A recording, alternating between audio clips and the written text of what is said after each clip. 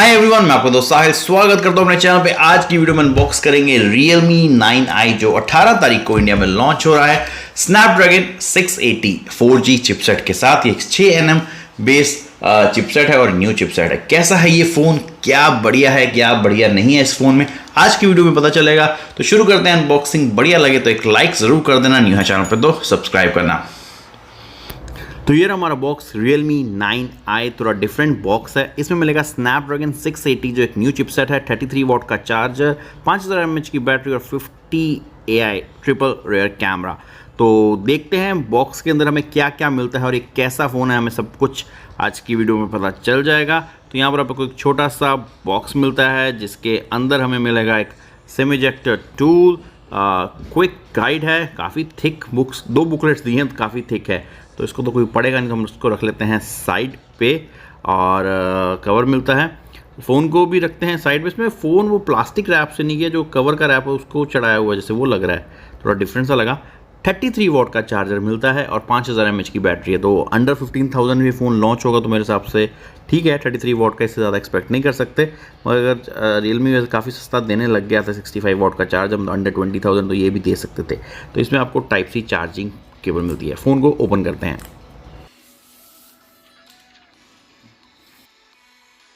तो plastic bag के साथ ये फ़ोन आता है जो मुझे इतना पसंद नहीं आया, बिल्ड क्वालिटी इतनी अच्छी नहीं है और फिंगरप्रिंट के निशान बहुत ज़्यादा पड़ रहे हैं, जैसे आप देख सकते हैं। अभी मैंने फ़ोन ओपन किया और काफ़ी ज़्यादा फिंगरप्रिंट के निशान पड़ चुके हैं। कैमरा लेआउट काफ़ी हद तक Realme GT2 Pro की तरह है, जो मुझे डिसेंट और बढ़िया लगा। Realme का लोगो भी आपको मिलेगा देखने को और ब्लू कलर काफ़ी बढ़िया लग रहा है। यहाँ पर आपको साइड माउंटेड फिंगरप्रिंट सेंसर मिलता है, टॉप पे नॉइस कैंसिलेशन, यहाँ पर वॉल्यूम की और बॉटम में 3.5 mm audio jack, type C charging port, dual speaker का सपोर्ट मिलता है। सिम ट्रे की बात की जाए तो इसमें 2 नैनो सिम और 1 माइक्रो SD कार्ड का सपोर्ट मिलता है, जो मेरे हिसाब से काफ़ी बढ़िया है। इसमें 4 GB रैम और 6 GB रैम की ऑप्शन मिलेगी।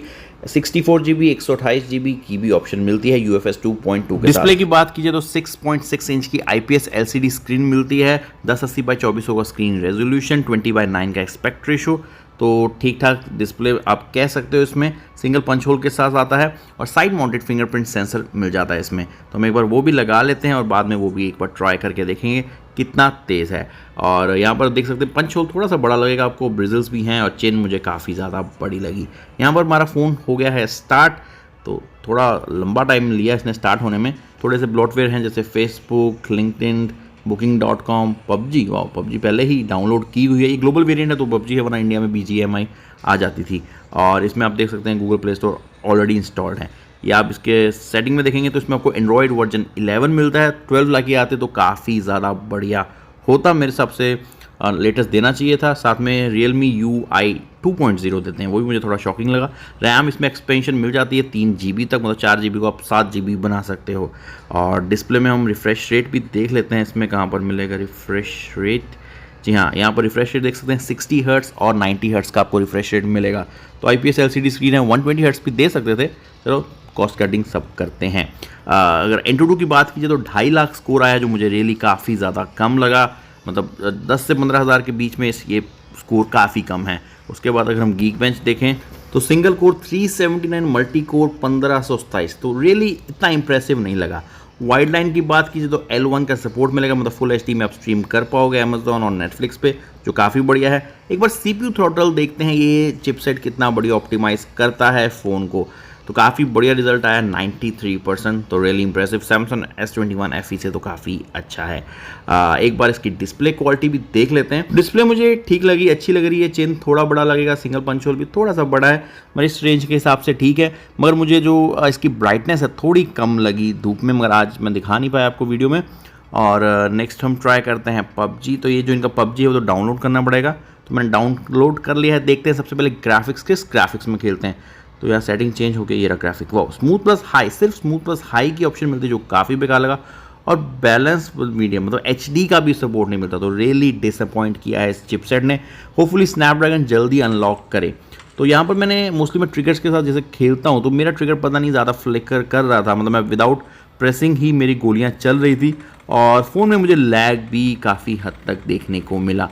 तो ये भी अभी ऑप्टिमाइज़ होना बाकी है। जैसे आप देख सकते हैं मैं ऑन करता हूँ, गोलियाँ चलनी शुरू हो जाती हैं, पता नहीं क्यों हुआ, पहली बार इशू आया है मेरे इन ट्रिगर के साथ। और मतलब मैं प्रेस भी नहीं कर रहा हूँ, अपने आप प्रेस हो रही है जैसे आप देख सकते हैं। बाकी गेम प्ले में मुझे थोड़ा बहुत लैग भी देखने को मिला, तो मुझे शायद अभी हमें स्नैपड्रैगन की वेट करनी चाहिए, ज़्यादा ऑप्टिमाइज अच्छी तरह कर ले इस प्रोसेसर को। न्यू चिपसेट में ये प्रॉब्लम आ ही जाती हैं। यहाँ पर हमें किल भी मिल गई, तो मैंने काफ़ी मुश्किल से मैच खेला था, मतलब क्योंकि लगातार मेरी गोलियाँ चली जा रही थी, तो रियली काफ़ी हार्ड था खेलना। पर चलो मैंने एक हल्का सा फर्स्ट इंप्रेशन के लिए गेम प्ले लगा देते हैं। बाकी देखूंगा, अभी और टेस्ट करूंगा इस फ़ोन को, क्योंकि फिर हमें पता चलेगा असली में इसकी कितनी अच्छी परफॉर्मेंस है। मुझे रियली इंप्रेसिव नहीं लगी पबजी खेलते हुए इसकी परफॉर्मेंस, काफ़ी हद तक लैग मिला, और ये जो ट्रिगर्स के फ्लिकरिंग का मुझे आया वो मुझे बिल्कुल भी पसंद नहीं आया। लेट्स सी फ्यूचर में क्या होता है। और अगर आप कोई चाहते हो कंपैरिजन या कोई गेम प्ले उसी फ़ोन का, तो आप मुझे कमेंट बॉक्स में बता सकते हो। यहाँ पर वाह, एक और हमें किल मिल गई। तो हम प्लेयर कैसे भी हैं, थोड़े मोटे किल्स ले ही लेते, वो एक और मिल गई, उम्मीद नहीं थी मुझे। तो मुझे सबसे ज़्यादा इस गेम में ये था कि मेरे बुलेट्स ना ख़त्म हो जाएं, क्योंकि लगातार वो शूट कर ही जा रहे थे जैसे आप देख सकते हैं। तो यहाँ पर मेरे को लगा मैं मरूँगा ऑलमोस्ट। चलो फिर हम इसको बंद ही कर लेते हैं। तो हम ऑलमोस्ट ये मैच जीत गए थे, मतलब बिल्कुल टक्कर का मैच था काफ़ी ज़्यादा। ये देखिए अपने आप ही ये स्कोप खुल गया और शूट भी अपने आप ही होके किल भी मिल गई। तो यहाँ पर 39-38 हो चुका है, एक किल रह गई और हम ये जीत गए थे। इसके बाद बात करते हैं इसके स्पीकर की और देखते हैं डुअल स्पीकर कैसे काम करते हैं।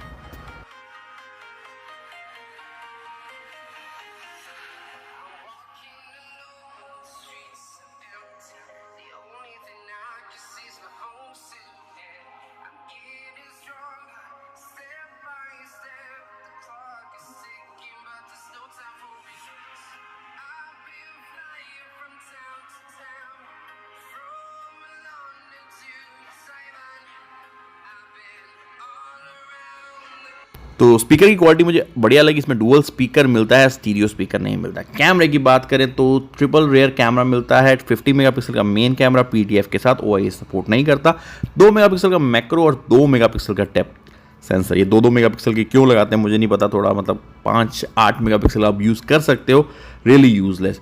और फ्लैश भी मिलती है। फ्रंट कैमरे की बात की जाए तो फ्रंट कैमरा आपको 16 मेगापिक्सल का मिल जाएगा, मगर मुझे कैमरा बेस का इतना इंप्रेसिव नहीं लगा, क्योंकि मैंने पिक्चर ली थी जिसका आप देख सकते हो येलो कलर कितना लाइट आया है, मुझे नहीं समझ आया। मतलब आप देख सकते हो सामने आपको येलो कलर दिख रहा है और फ़ोन में येलो कलर दिख रहा है। मैं आपको फिर से एक पिक्चर क्लिक करके दिखा लेता हूँ। मैंने कोई फ़िल्टर भी नहीं लगाया, कुछ भी नहीं लगाया, समझ नहीं आया मुझे क्यों ये येलो कलर इतना लाइट आ रहा है। और मेरा मतलब जो टेबल है वो रेड कलर का है, वो भी वहाँ पर पिंकिश दिख रहा है, तो पता नहीं। फ्रंट कैमरा 16 मेगापिक्सल का ठीक लगा मुझे, ठीक ठाक, थोड़ा ब्यूटी मोड मिलता है, मगर बहुत ज़्यादा इंप्रेसिव नहीं लगा। तो ओवरऑल फ़ोन की बात की जाए तो रियली मुझे इस बार रियलमी ने इंप्रेस नहीं किया। बिल्ड क्वालिटी नहीं अच्छी, प्लास्टिक बैग के साथ आता है। ये जो चिपसेट है अभी बहुत ज़्यादा ऑप्टिमाइज होने की ज़रूरत पड़ेगी इसको। कैमरा भी मुझे ठीक ठाक लगा, और कह सकता हूँ Realme 8, Realme 8i, Realme 5G ये ज़्यादा बढ़िया ऑप्शन मुझे लगी। बाकी देखते हैं कितना बढ़िया ऑप्टिमाइज़ करता है फ्यूचर अपडेट्स के बाद। अभी के लिए तो नॉट सो इम्प्रेसिव। आपको कैसा लगा ये फ़ोन, आप मुझे कमेंट बॉक्स में ज़रूर बताइए। वीडियो बढ़िया लगी हो तो एक लाइक ज़रूर कीजिए, न्यू है चैनल पर तो सब्सक्राइब कीजिए। मिलते हैं अगली वीडियो में जल्द ही। जय हिंद, वंदे मातरम।